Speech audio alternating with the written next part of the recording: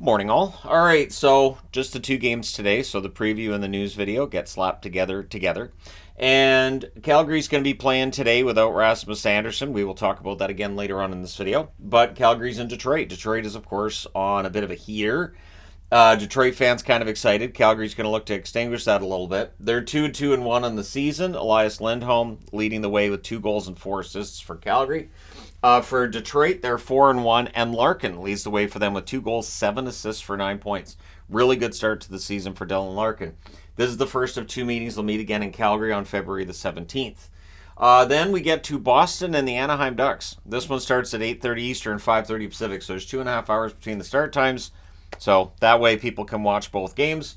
Boston's 4-0-0. They showed LA last night. They don't play a spectacular style of hockey right now. It's very meat and potatoes, blue collar, and it works. They're 4-0 to start the season. Pasternak's been excellent. 5 goals, 3 assists, 8 points. On the Anaheim side, they're 1-3. There's some hope for the future, of course. Leo Carlsson's been excellent. Toronto leads the way with 4 goals so far this year. But the expectations in Anaheim about playoffs, that's still a ways away. October 26th, these teams will meet again in Boston. So there's only 4 days between this one and the next one.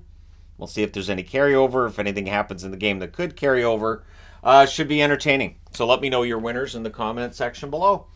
Getting into the news of the day now, Connor McDavid, of course, got hurt in the third period last night. Well, there's lots of speculation. There's no confirmation on exactly what's going on with McDavid. But the Oilers are now 1-3-1. They still have not scored a goal in the third period yet this season, which is an oddity. They're the only team in the NHL that doesn't have a third period goal. And they were a team that was 5th in the league with 100 third period goals last year. So it is a big difference. And it's one of those interesting things about looking from season to season is sometimes you'll have a roster that's largely the same as the year before, and it just doesn't work the same. It's one of the reasons I love sports. It's one of the reasons why it can be so tough to predict things. But it does make things far more interesting when it's not predictable. For the New York Rangers, they do like it when Lafreniere, Hedl, and Kakko all hit the score sheet. When that happens, when all of them record a point, the Rangers are now 22-0-2. That record aided by last night's win over Seattle, where all of them recorded at least a point. And of course, for Kakko and Lafreniere, they both had a goal last night.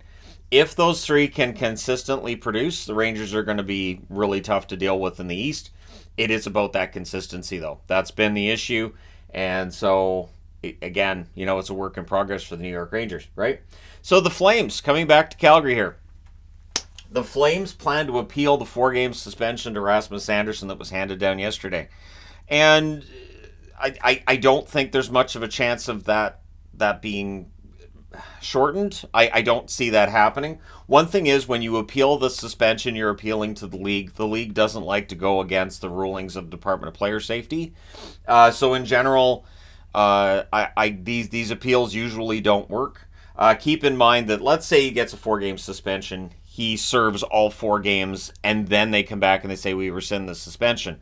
So if that were to happen, it means that he doesn't lose the money for those 4 games. As it stands, Rasmus Anderson loses that 4 games worth of money, makes good money. It's a lot of money. So, we'll see if that appeal goes anywhere. The team has made progress, apparently, in talks with Noah Hanifin. This is coming from Elliot Friedman. I would say with the start Lindholm's off to, he might be open to sticking around. He said he's open to sticking around.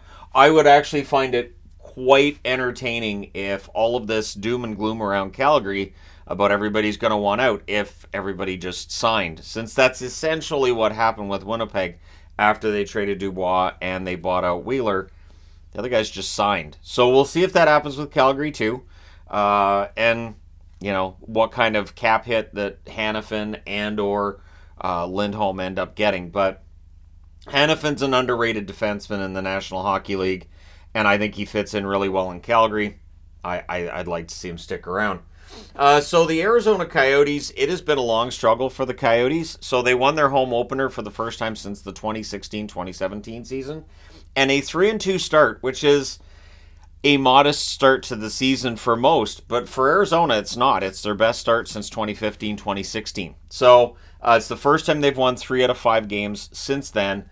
And I just mean to start the season. They've had periods where they've won 3 out of 5 games since then. But that just shows that for the Arizona Coyotes, The on-ice product has been a challenge for a long time. And I get this funny feeling that if the on-ice product in Arizona got better, then the support for the team would as well. Almost like what happens with Florida. Although last night with Florida, they left very, very quickly. I mentioned this to Yvonne last night too. That, as I'm flipping through all the channels and I'm trying to keep up with everything that's going on, and I'm like, okay, full lower bowl, go back to Florida, and it's empty. And I'm looking at the score and I'm like, all right, well, they hit the empty netter. Cool. But it is one of those things where fans are running to the exits. Here in Abbotsford, and Yvonne went to the Abbotsford game last night, she said that fans all scooched for the exits when it was 6-3 and there was 5 minutes left. Then the Canucks tied the game. So you got to be aware that leaving with 5, so a lot can happen in 5 minutes. I've talked about this. I've been at games where I see people leaving and I'm like, where are you going? The game's not over. What are you doing? So whether you're ahead or you're down, I think it's just dangerous, right? We have seen instances where people are leaving very early, and then all of a sudden the game changes and they're struggling to try to get back in. Like, oh, what's happening? So you pay a lot of money for tickets. Stick around, get your money's worth out of the ticket. So from last night's game between Florida and Vancouver, of course, the Canucks win that game 5-3. Spoiler alert and all that. I'm assuming if you're watching this, you already know what happened last night in the NHL.